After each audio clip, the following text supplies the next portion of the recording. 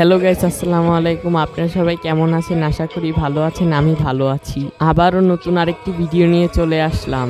এটি হলো রিফাত গল্পের সিজন 1 এর পার্ট 4। এই রিফাত গল্পের আরো 3টি পার্ট আমার ইউটিউব চ্যানেলে আপলোড দেয়া আছে।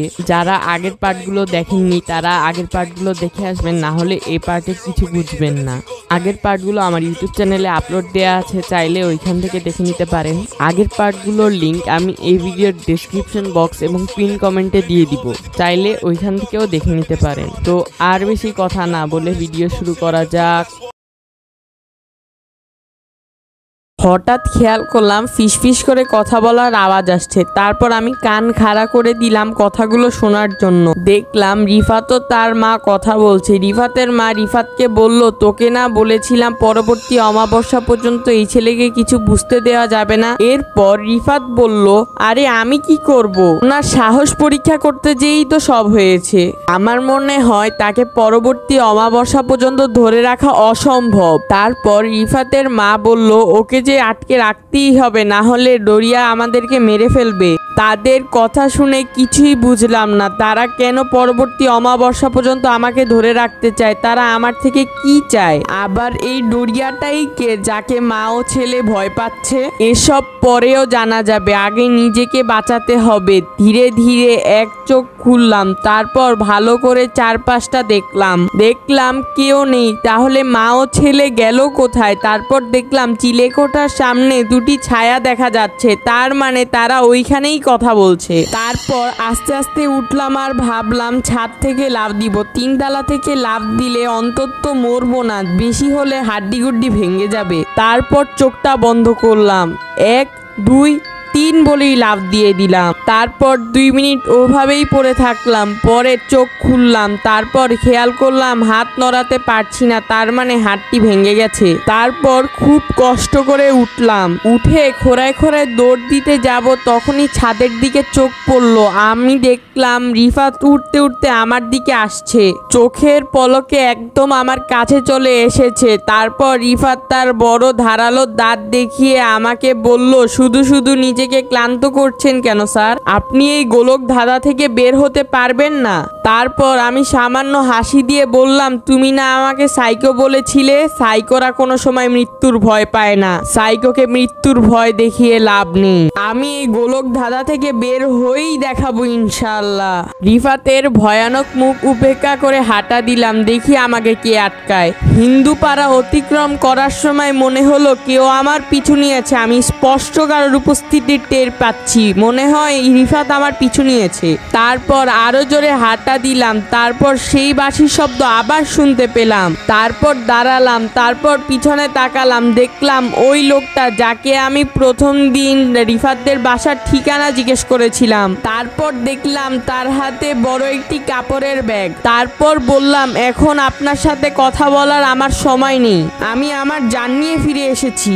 আমার এখন হাসপাতালে যেতে হবে, হাত ভেঙে ফেলেছি, এটা বলে উল্টো ঘুরে যেতে লাগলাম। তারপর সে আবার ডাক দিয়ে বলল, রহস্য না জেনেই চলে যাচ্ছিস? আমি অবাক হয়ে বললাম, আপনি কি রহস্য জানেন? কি হচ্ছে ওই বাড়িতে? রিফাতই বাকে। তারপর সে একটি রাস্তার পাশের গাছের নিচে যেয়ে বসলো। আমিও তার পিছু নিয়ে তার পাশে যেয়ে বসলাম। মনে হলো যেন আমি একটি বরফের খণ্ডের পাশে যেয়ে বসেছি। তারপর সে তার ঠান্ডা হাত দিয়ে আমার ভাঙ্গা হাতটা মোচড় দিল, আর আমি বলে একটি চিৎকার দিলাম। তারপর আমি আমার হাতটা নাড়িয়ে চাড়িয়ে দেখলাম আর কোনো ব্যথা নেই। এটা কিভাবে হলো? আমি অবাক চোখে তার দিকে তাকিয়ে বললাম, আপনি কে? আপনি এই রহস্য কিভাবে জানলেন?